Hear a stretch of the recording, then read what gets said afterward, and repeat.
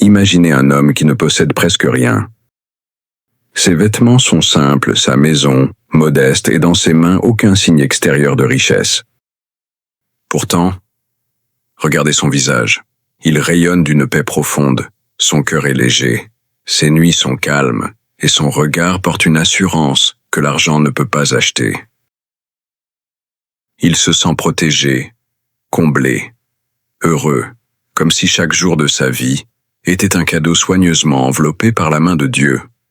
Ce n'est pas une fable, ni un idéal inaccessible. C'est la réalité que décrit un texte vieux de plusieurs millénaires, le psaume 112. Et si cette paix, cette sécurité, cette joie était aussi à votre portée dès aujourd'hui? Cher ami, bienvenue dans cette méditation biblique. Aujourd'hui, nous allons plonger ensemble dans ce psaume qui pourrait bien changer votre perception de la prospérité.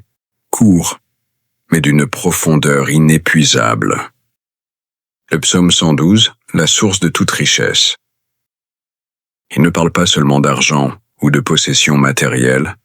Il parle de bien-être, de sécurité, de justice qui demeure à jamais, et d'une bénédiction qui se transmet de génération en génération. Vous allez découvrir que la véritable richesse, selon la Bible, ne commence pas dans vos mains, mais dans votre cœur, et que Dieu, dans sa fidélité, donne bien plus que ce que nous pouvons demander ou imaginer à ceux qui marchent dans ses voies. Pour vous le montrer, nous irons à la rencontre de 4 figures bibliques qui incarnent chacune un aspect de cette prospérité divine. Abraham, Salomon, Job et Joseph. Des hommes différents, mais tous bénis, au-delà de toute mesure, parce qu'ils ont choisi de faire confiance à Dieu. Préparez-vous, car ce voyage spirituel pourrait devenir un tournant dans votre vie. Peut-être est-ce aujourd'hui que vous comprendrez enfin pourquoi la richesse dans le royaume de Dieu ne ressemble pas à celle que le monde nous vend. Alors ouvrons ensemble le psaume 112 et découvrons la première clé de toute prospérité. Écoutez attentivement. Voici un psaume qui traverse les siècles et dont chaque mot porte la marque de la promesse divine. Heureux l'homme qui craint l'Éternel, qui trouve un grand plaisir à ses commandements. Sa descendance sera puissante sur la terre, la génération des hommes droits sera bénie. Il a dans sa maison bien-être et richesse, et sa justice subsiste à jamais. La lumière se lève dans les ténèbres pour les hommes droits, pour celui qui est miséricordieux, compatissant et juste. Heureux l'homme qui exerce la miséricorde et qui prête, qui règle ses affaires avec droiture, car il ne chancelle jamais, la mémoire du juste dure toujours. Il ne craint pas les mauvaises nouvelles. Son cœur est ferme, confiant en l'Éternel. Son cœur est affermi. Il n'a pas peur, jusqu'à ce qu'il voie ses ennemis confondus. Il distribue, il donne aux pauvres. Sa justice subsiste à jamais, sa force s'élève avec gloire. Le méchant le voit et s'irrite, il grince des dents et se consume. Les désirs des méchants périssent. Voyez-vous? Ici, la prospérité ne se limite pas à l'abondance matérielle. Elle touche la descendance, la réputation, la paix intérieure, la stabilité face aux mauvaises nouvelles et la capacité à bénir les autres. La promesse est claire. La richesse véritable commence par la crainte de l'Éternel, un profond respect, une soumission volontaire à sa souveraineté et par l'amour sincère de sa parole. Le reste en découle, comme un fleuve qui trouve sa source dans la montagne. Ce psaume établit aussi un principe. La justice et la miséricorde sont les gardiennes de cette prospérité. Elles garantissent qu'elle ne s'éteindra pas avec le temps, mais qu'elle se transmettra comme un héritage vivant. Voilà pourquoi, avant même de parler d'exemples concrets comme Abraham, Salomon ou Job, nous devons comprendre que le psaume 112 n'est pas seulement une prière, c'est un mode de vie. Le psaume 112 est clair, la prospérité et la stabilité appartiennent à celui qui craint Dieu, agit avec justice et répand la bénédiction autour de lui. Mais comment ce principe se manifeste-t-il dans la vie réelle? Pour le comprendre, Ouvrons les pages de l'histoire biblique et observons un homme dont la vie est devenue un témoignage vivant de ses promesses.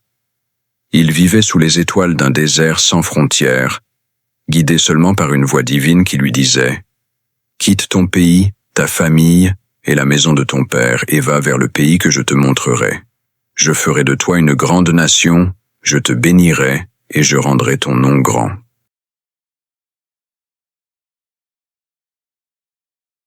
Cet homme, c'est Abraham, et son parcours nous montre comment l'obéissance et la foi peuvent transformer un simple voyage en un héritage éternel.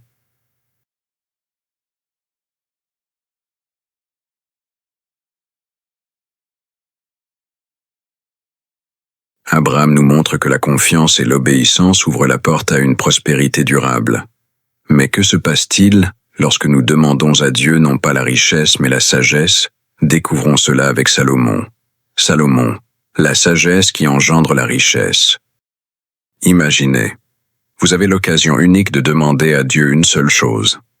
Que choisiriez-vous? Santé, richesse, victoire sur vos ennemis?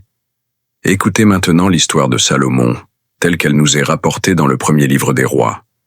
À Gabaon, l'Éternel apparut en songe à Salomon pendant la nuit et Dieu lui dit « Demande ce que tu veux que je te donne. » Salomon répondit « Tu as traité avec une grande bienveillance ton serviteur David, mon père, parce qu'il marchait en ta présence dans la fidélité, dans la justice et dans la droiture de cœur envers toi. Tu lui as conservé cette grande bienveillance, et tu lui as donné un fils qui est assis sur son trône aujourd'hui. Maintenant, Éternel mon Dieu, tu as fait régner ton serviteur à la place de David, mon père. Et moi, je ne suis qu'un jeune homme. Je ne sais pas agir en chef. Ton serviteur est au milieu du peuple que tu as choisi, peuple nombreux, qui ne peut être ni compté ni dénombré à cause de sa multitude. Accorde donc à ton serviteur un cœur intelligent pour juger ton peuple, pour discerner le bien du mal. Car qui pourrait juger ton peuple, ce peuple si grand? » Cette demande de Salomon plut au Seigneur. Et Dieu lui dit, « Puisque c'est cela que tu as demandé, et non pour toi une longue vie, ni la richesse, ni la mort de tes ennemis, mais puisque tu as demandé de l'intelligence pour exercer la justice, voici, je t'accorde ce que tu as demandé. Je te donne un cœur sage et intelligent, comme il n'y en a eu avant toi, et comme il n'y en aura jamais après toi. Et je te donne en outre ce que tu n'as pas demandé, des richesses et de la gloire, au point qu'il n'y aura pendant toute ta vie aucun roi comme toi. 1 Kings 3, 5-14. Voilà la clé. Salomon n'a pas couru après la richesse et pourtant la richesse est venue à lui. Pourquoi? Parce qu'il a choisi la sagesse qui attire naturellement la prospérité. La sagesse, racine de la prospérité. Salomon est devenu l'homme le plus riche et le plus influent de son époque, transcendant les simples mesures de la richesse matérielle. Son règne était marqué par une sagesse exceptionnelle qui lui permettait non seulement d'accumuler des biens, mais aussi de gouverner son peuple avec discernement et justice, instaurant ainsi une ère de paix et de prospérité. Sa prospérité était le fruit de sa sagesse, et sa sagesse était le fruit de sa crainte de Dieu. Cette relation symbiotique entre crainte divine et sagesse était une clé fondamentale de son succès. En effet, Salomon comprenait que s'appuyer sur l'intelligence humaine seule était insuffisant. C'était sa dévotion et son respect pour le divin qui lui apportaient une clarté d'esprit inégalée.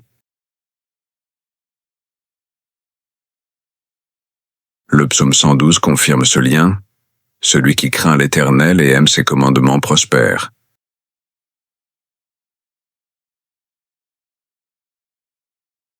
Ce passage met en lumière une vérité universelle. La bénédiction divine accompagne ceux qui vivent selon des principes de droiture et de respect. En appliquant cette sagesse, Salomon ne se contentait pas d'accumuler des richesses. Il semait également les graines d'une société juste et équilibrée, où chaque individu était en mesure de s'épanouir.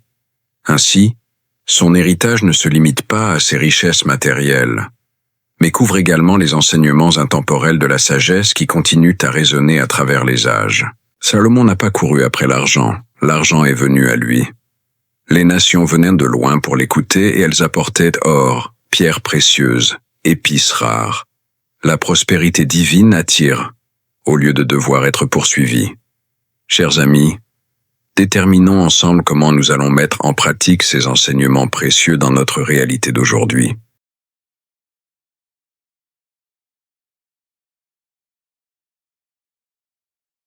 Chercher la sagesse avant la richesse représente un principe qui reste pertinent. Ce principe, loin d'être désuet, demeure fondamental dans une société où l'acquisition de biens matériels prend souvent le pas sur la réflexion profonde et les valeurs humaines. La sagesse ne se limite pas à une accumulation d'expériences, mais implique une compréhension approfondie des enjeux et des conséquences liées à nos choix. Dans nos choix financiers, professionnels et relationnels, il est impératif de se rappeler que la prière pour la sagesse de Dieu ouvre les portes que l'effort humain seul ne peut pas forcer. Cette démarche spirituelle nous aide à naviguer dans un environnement complexe où les décisions ne sont pas toujours claires et où les défis peuvent sembler insurmontables. En recherchant la sagesse divine, nous nous permettons de mieux comprendre notre place dans l'univers et d'agir avec discernement et compassion. Ainsi, en intégrant la sagesse dans nos décisions, nous cultivons non seulement notre intellect mais aussi notre cœur, ouvrant ainsi la voie à des succès qui vont au-delà des simples gains matériels. Ces succès, ancrés dans la sagesse, peuvent alors se manifester sous forme de relations enrichissantes, d'opportunités durables et d'une vie empreinte de sens et d'harmonie. En fin de compte, il est cette quête de sagesse qui nous guide vers une existence véritablement épanouissante.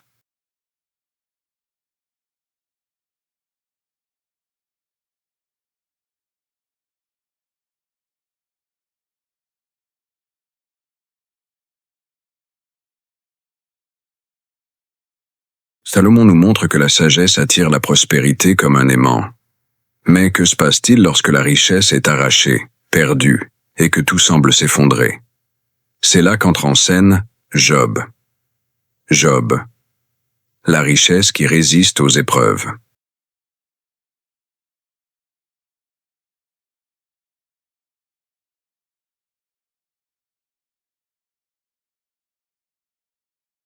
Écoutez l'histoire d'un homme dont la prospérité semblait inébranlable, et qui pourtant perdit tout, sauf l'essentiel. Il y avait dans le pays d'Utz un homme qui s'appelait Job. Cet homme était intègre et droit. Il craignait Dieu et se détournait du mal. Il lui naquit 7 fils et 3 filles. Il possédait 7000 brebis, 3000 chameaux, 500 paires de bœufs, 500 ânesses, et un très grand nombre de serviteurs. Et cet homme était le plus considérable de tous les fils de l'Orient. Job un premier, versets 1 à 3. Mais un jour le malheur frappa. En l'espace de quelques heures, Job perdit ses biens, ses enfants, et même sa santé. Pourtant, au milieu des ruines, il déclara « Je suis sorti nu du sein de ma mère, et nu je retournerai dans le sein de la terre. L'Éternel a donné, et l'Éternel a ôté. Que le nom de l'Éternel soit béni. » Job 1:21. Ce cri de foi au cœur de la souffrance montre que la richesse de Job ne se limitait pas à ses possessions.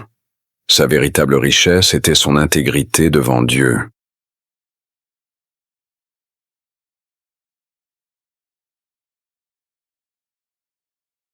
La justice qui survit aux tempêtes, le psaume 112:6 le dit. Car il ne chancelle jamais, la mémoire du juste dure toujours. Job incarne cette vérité.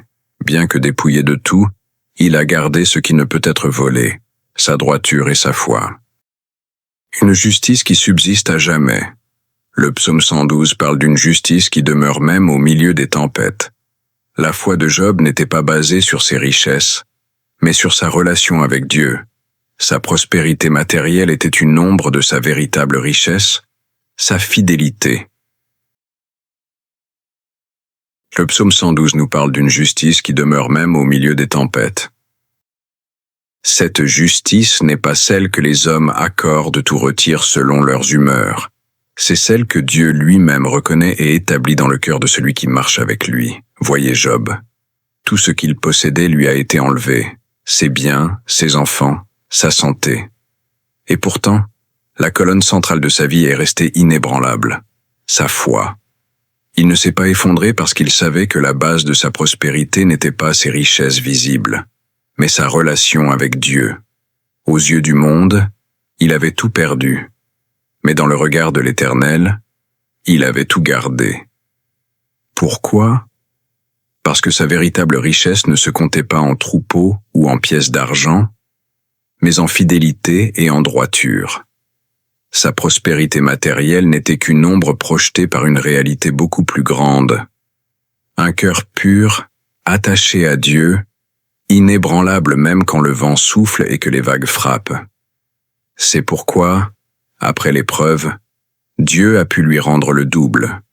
Car Job avait conservé intact ce qui avait le plus de valeur, sa justice devant Dieu.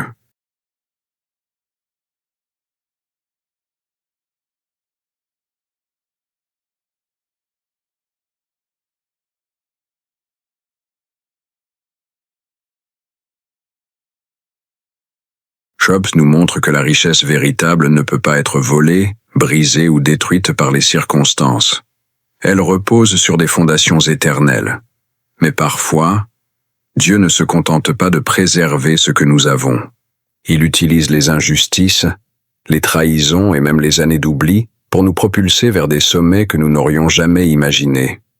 Et c'est là que nous rencontrons un autre homme, un jeune Hébreu vendu comme esclave par ses propres frères, oublié dans une prison étrangère, mais que Dieu destinait à devenir le gouverneur de l'empire le plus puissant de son époque. Vous pensez que c'est impossible ? Écoutez l'histoire de Joseph.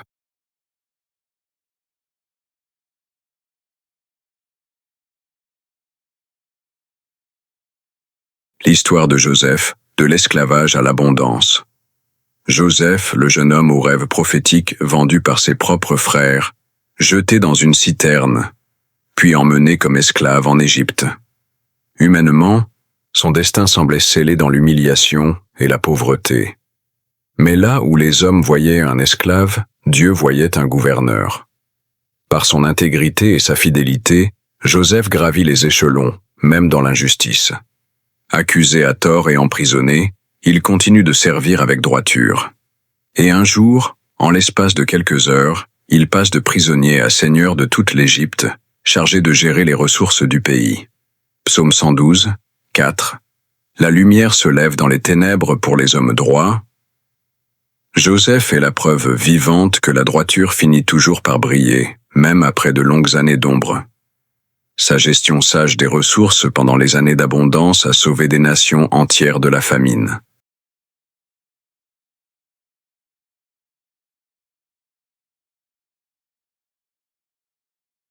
Joseph n'a pas seulement accumulé des biens matériels, il a reçu l'autorité et l'influence. Sa prospérité lui a permis de bénir non seulement sa famille, mais des peuples entiers.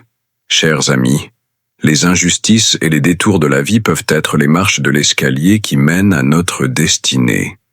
Et la prospérité divine se manifeste souvent par des opportunités de bénir d'autres personnes. Vous savez, nous avons parfois l'impression que les injustices, les trahisons ou les détours imprévus sont des obstacles insurmontables. On se demande, pourquoi cela m'arrive-t-il ? Ai-je perdu le fil de ma vie ? Mais dans la perspective de Dieu, ces moments ne sont pas des murs infranchissables, ce sont des marches. Des marches souvent taillées dans la pierre de l'épreuve, mais qui nous élèvent vers un niveau que nous n'aurions jamais atteint autrement. Regardez Joseph. Chaque détour, chaque injustice, chaque porte fermée l'a rapproché un peu plus du palais où Dieu l'attendait. La citerne a conduit à l'esclavage à la prison, et la prison à la place de gouverneur. La prospérité divine n'est pas seulement ce que nous recevons pour nous-mêmes. Elle se manifeste souvent par la possibilité de bénir d'autres vies. Joseph n'a pas été élevé pour sa gloire personnelle, mais pour nourrir des nations entières en temps de famine, y compris ceux qui l'avaient tant trahi. Alors, peut-être que ce que vous vivez aujourd'hui n'est pas une impasse, mais la marche suivante sur l'escalier de votre destinée. Et si vous restez fidèle à Dieu, ce qui semble aujourd'hui être un détour pourrait se révéler être le chemin le plus direct vers l'accomplissement de votre appel. Abraham, Salomon, Job, Joseph, 4 hommes, 4 histoires, un même principe. La véritable richesse commence toujours par la crainte de Dieu et la droiture. Voyons ensemble ce que cela signifie pour nous aujourd'hui. Le psaume 112, la source de toute richesse. Le psaume 112 n'est pas un texte poétique parmi d'autres.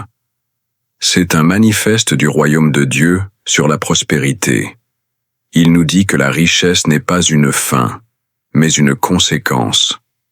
Une conséquence d'un cœur qui respecte Dieu, aime sa parole et agit avec justice. Abraham nous montre que l'obéissance attire la bénédiction. Salomon nous rappelle que la sagesse précède l'abondance. Job nous enseigne que la richesse divine résiste aux épreuves. Joseph nous prouve que la droiture peut transformer les pires injustices en tremplin vers l'influence et la prospérité. Qu'aujourd'hui, la question est simple. Sur quoi bâtissez-vous votre richesse? Sur vos efforts seuls ou sur les principes éternels de Dieu? Car la promesse tient toujours. Cherchez d'abord le royaume de Dieu et sa justice, et tout le reste vous sera donné par-dessus. Matthieu 6,33. Chers auditeurs, si ce message a trouvé un écho dans votre cœur, je vous invite à cliquer sur « J'aime » et à vous abonner à Parole de gratitude. Nous sommes une jeune communauté qui grandit, et chaque geste de soutien nous aide à partager encore plus de contenu inspirant. Ensemble, continuons à puiser dans la parole de Dieu pour découvrir les véritables trésors de la vie.